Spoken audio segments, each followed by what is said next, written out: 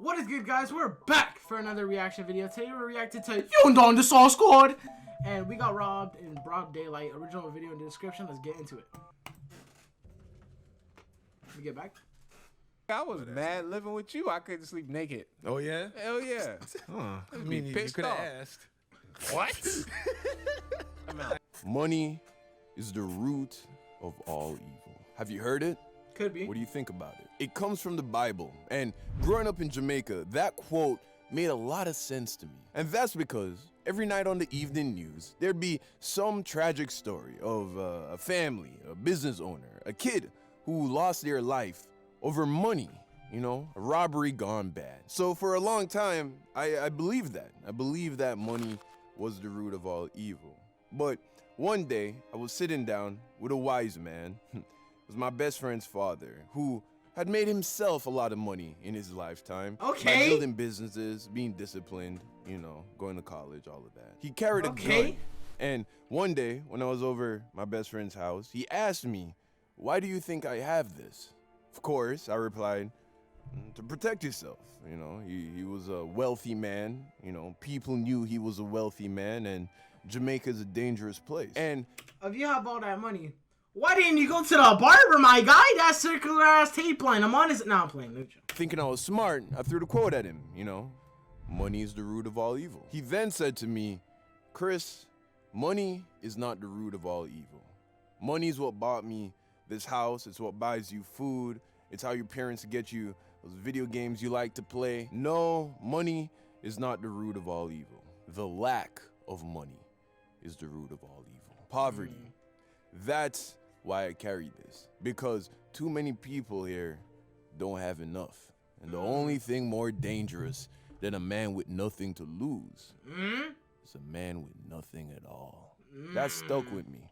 Completely changed the way I saw money. So one day after school, when me and my boys got held up and robbed as they were walking to the bus stop, I was walking to my dad's office. I don't want to give you too much backstory, but you can watch this video about getting teased for where I lived. It's a funny story about getting teased, walking to my dad's office. People thought it was my house. Go watch this video if you want to get more context. But that day when we got robbed, what my dad's friend said to me made all the sense in the world. I was about 13 years old, you know, very young, very naive, and the world around me, being Jamaica, was a very real place, you know, a very dangerous place at times. But my parents did an amazing job at sheltering me from a lot of that. Yeah.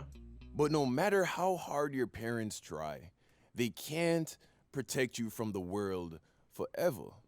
True. So I'm walking to my dad's office with two of my boys. You know, they're walking to the bus stop to take the bus to go home. So we're taking the usual route, and on the way to where we're going, we have to pass this other school. It was known as Quality Academics. It was basically a school you would go to if you failed high school. Night school?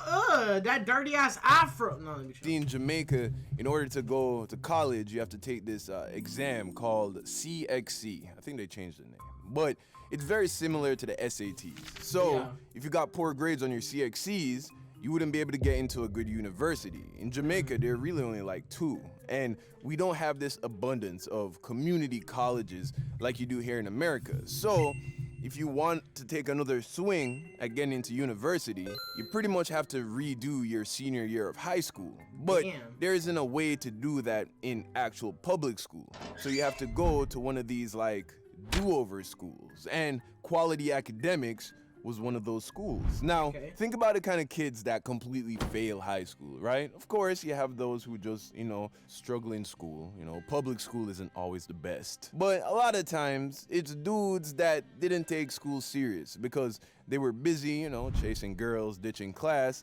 A lot of times, there were dudes who gave a lot of trouble. Very often, these kinds of guys, you know, grew up in environments where they didn't have a lot, you know? They grew up in the hood, grew up in poverty.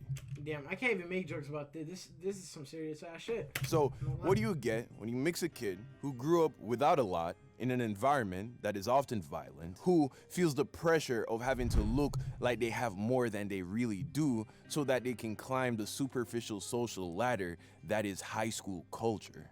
You get the two dudes that were posted up down the street in the cut looking for an easy lick. I saw them as we were walking up the street, and I could tell from a distance that these guys were no good. Back when I was going to school in Jamaica, there was a certain look that all the tough guys had, you know, the bad man look. Uniform was always iron crisp, shirt untucked.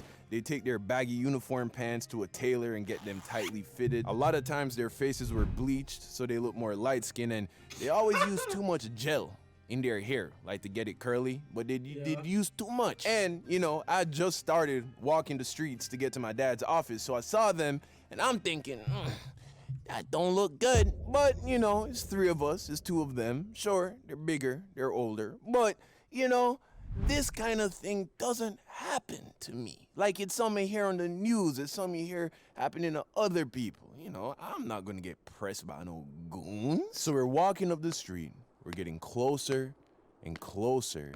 Yeah.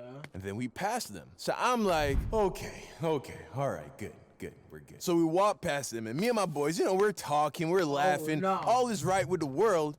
And then I hear some footsteps quickly approaching us from behind. I turn my head, and now they're right beside us. As they're passing us, one of them leans into one of my boys, bumps him, and then keep walking. At first, I didn't realize what happened, but it turns out when the dude bumped into my boy, he reached into his hoodie pocket and grabbed his phone. They must have saw when my boy had put his phone in his pocket before we passed them down the street. My boy's like, yo, they just took my phone. He had a new BlackBerry, and this is before the iPhone. That ugly ass BlackBerry, bro. I had the exact same BlackBerry, bro. That shit, that's tough. That's actually tough. If that's the new one, bro, you're fucked. Phone, all of that, yo. This was when the BlackBerry was the iPhone, bro. Exactly, bro. That shit was popping, bro. Everybody wanted one. They were hard to come by. They were expensive. My mans must have saved up for a whole year just to buy that phone, bro. So now I'm shocked. And then my boy's like, yo, I got to get by my phone. So without even thinking, we start to chase him. Now, to say chase is a bit much. It was more like a brisk walk because 1, they weren't that far ahead because they weren't running away. And 2, there was some hesitation, right? Because they were scary. I was scared. I will admit, I'd never been in a situation like this before. We're in the heat of the moment, adrenaline is going, and I wasn't about to be the one friend that fell back in this situation. So we start to walk up to them. We get right behind them, and then one of the dudes, not the one who took the phone, the other one, he turns around, grabs my boy, the one who got his phone took, grabs him by the shirt, puts him up against the wall, pulls out a pocket knife, pulls it to his stomach, and is like, you don't want to do that. He lets him go, turns around, and the both of them keep walking. And back in school, we heard a lot of stories of dudes getting robbed and stabbed over their phones. So we knew that this was not a joke. So they're walking away, and then my boy turns to us and is like, yo, what do I do? I look at him, and I'm like, looks like you gotta get a new phone, bro. Cause that one's not yours no more. And as soon as that reality set over the group, we were just like, man, that's tough. Bro, imagine if I just go like this. Hey, run up that BlackBerry. You know I want that shit. Come on, I just got this. No. That was so tough because there was nothing we could do. What were we gonna do? Call the police? This is Jamaica, bro. Ain't no police gonna show up and get back your phone, bro. That's gone. So we stand there for like another 5 minutes. And then we continue to walk. You know, my boys went to the bus stop. I went to my dad's office, and, you know, that was that. You know, I told my dad about it, you know, because my dad grew up in the hood. So a small part of me was like, ooh, maybe my dad can, like, go get back the phone. I don't know.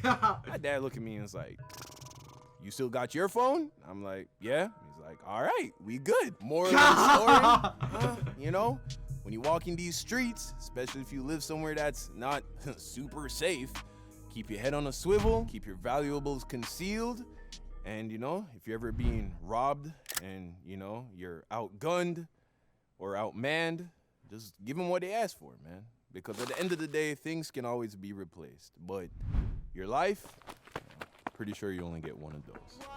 I just got a bag, didn't need a mask. Damn, bro, that's crazy. Like, I don't know how it feels to get robbed, bro, but that they literally hit the ultimate lick. Like he literally slammed his big ass fucking shirt into the wall and got his shit almost stabbed.